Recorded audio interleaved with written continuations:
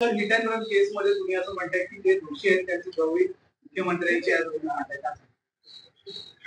हो, पण त्यात त्यात लपवण्यासारखं काय आहे?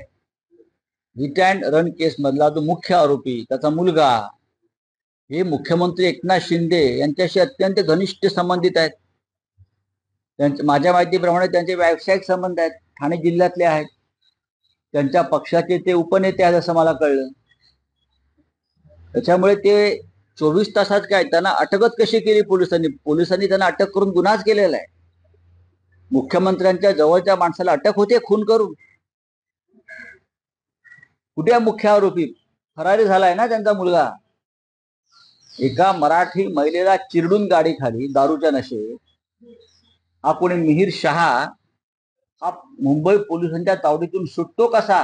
कुठे गेलाय तो? सुरतला गेलाय की गुवाहाटीला गेलाय, लपवलाय?